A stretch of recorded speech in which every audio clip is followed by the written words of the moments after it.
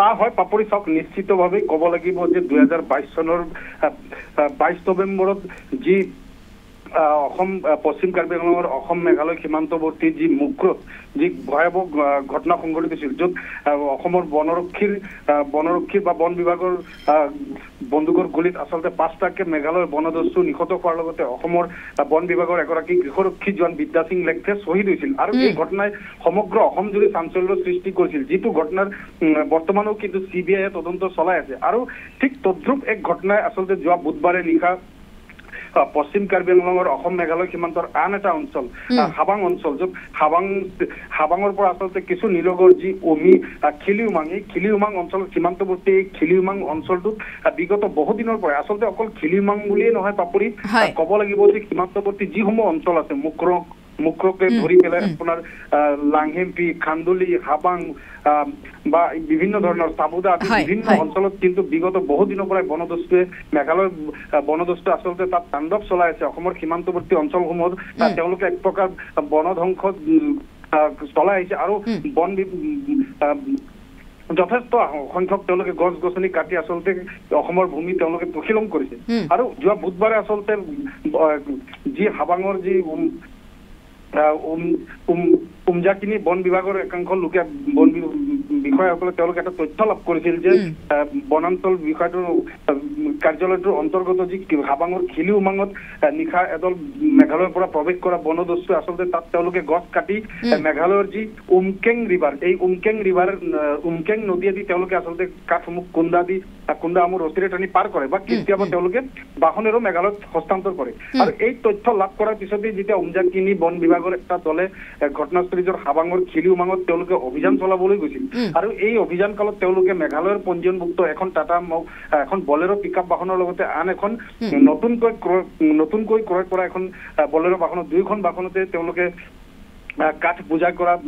কৰি পেলাই মেঘালয়ৰ দিশে যেতিয়া গৈ থকা প্ৰত্যক্ষ কৰি তেওঁলোকে ৰবলৈ নিৰ্দেশ দিয়ে আৰু তাৰ লগে লগে কিন্তু দুইখন বাহনৰ চালকে বাহন দুখন ঠাইতে এৰি পলায়ন কৰে আৰু বন বিভাগৰ লোকে আচলতে তাত দুইখন বাহন জব্দ কৰাৰ পিছত তেওঁলোকে যেতিয়া তাত থকা যিসকল বনদস্যু আছে তেওঁলোকৰ সন্ধানত কিছু আঁতৰত যেতিয়া নিশা অভিযান চলাবলৈ গৈছিল তেনেকুৱা অৱস্থাতেই মেঘালয়ৰ বনদস্যুৰ এটা দলে এই বন বিভাগটোৰ লগত যোৱা এগৰাকী স্থানীয় যুৱক যি অনিল থাপা বুলি বন বিভাগৰ লোকে জানিবলৈ দিছে বা এই যুৱকজনে বিগত বহুদিনৰ পৰাই আচলতে সীমান্তৱৰ্তী অঞ্চলসমূহত বন বিভাগক বন ৰক্ষা কৰাত যথেষ্ট সহায় কৰি আহিছে বুলি উল্লেখ কৰিছে এই বন বিভাগৰ লগত থকা এই অনিল থাপা নামৰ যুৱকজনক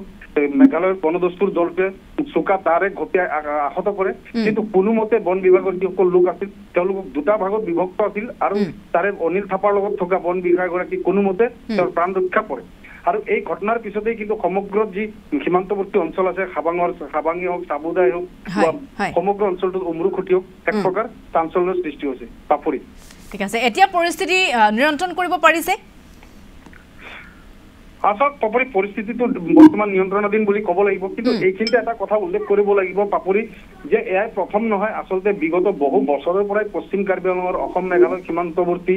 যিসমূহ বনাঞ্চল আছে বনাঞ্চলত কিন্তু তহিলং অব্যাহত ৰাখিছে মেঘালয়ৰ খাচী দুৰ্বৃত্তই আৰু এয়া একমাত্ৰ তেওঁলোকে কৰিব পাৰিছে যে অসমৰ বা কাৰ্বি আংলং স্বায়ত্তশাসিত পৰিষদৰ অধীনস্থ যি বন বিভাগ এই বন বিভাগৰ সম্পূৰ্ণ নিলিপ্ততাৰ বাবেহে এনেধৰণৰ বনযজ্ঞ অব্যাহত ৰাখিব পাৰিছে মেঘালয়ৰ পৰা অহা বন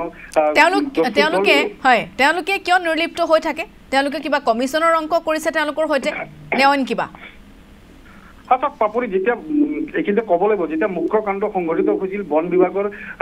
তদানীন্তন বন বিষয়া যি MK যাদৱ ঘটনাস্থলীত উপস্থিত হৈছিল আৰু আমি তেখেতক এই বিষয়ে প্ৰশ্ন কৰাত তেখেতে অনতি পলমে পশ্চিম কাৰ্বি আংলঙৰ সীমান্তৱৰ্তী অঞ্চলসমূহত বন বিভাগৰ পৰ্যাপ্ত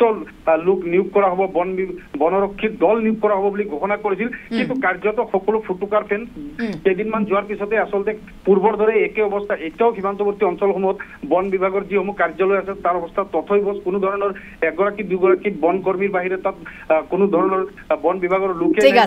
ঠিক আছে নিকেশ হ'ব আপোনাক ধন্যবাদ জ্ঞাপন কৰিছো এই মুহূৰ্তত বিস্তৃত তথ্যখিনি আপুনি জনালে গতিকে সেই পৰিৱেশ পৰিস্থিতি কেনেধৰণে নিয়ন্ত্ৰণ কৰিবলৈ সক্ষম হয় সেয়া লক্ষণীয় হ'ব আৰু স্বায়ত্তশাসিত পৰিষদৰ শেহতীয়াকৈ যে নিৰ্লিপ্ততাৰ তেওঁলোকৰ ভূমিকা সেই ভূমিকাৰ ক্ষেত্ৰত তেওঁলোকে কেনেধৰণৰ ব্যৱস্থা গ্ৰহণ কৰে যিসমূহ অভিযোগ তেওঁলোকৰ বিৰুদ্ধে আছে সেই অভিযোগসমূহ তেওঁলোকে মূৰ পাতি লৈ পৰৱৰ্তী সময়ত যাতে এই ব্যৱস্থা সম্পূৰ্ণৰূপে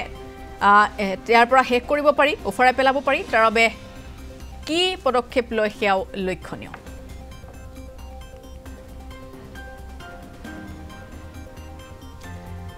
8টাৰ পৰা মই এম্বুছ কৰি আছিলোঁ খিলিংবাং ইনচাফু এইটো আমাৰ কাৰ্বি আংলং বৰ্ডাৰে হয়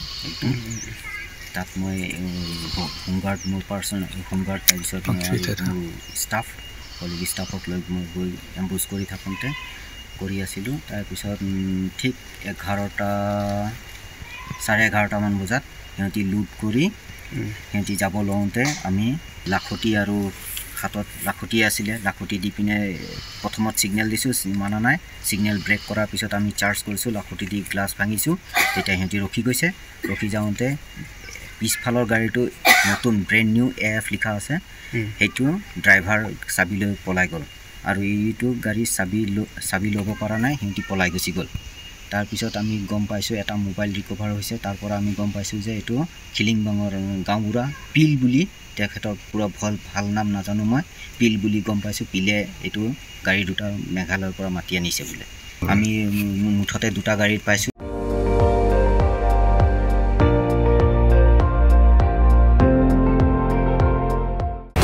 আপুনি চাই আছে ND24 সৰ্বশ্ৰেষ্ঠ নহয় সৰ্বোত্তমৰ দৌৰ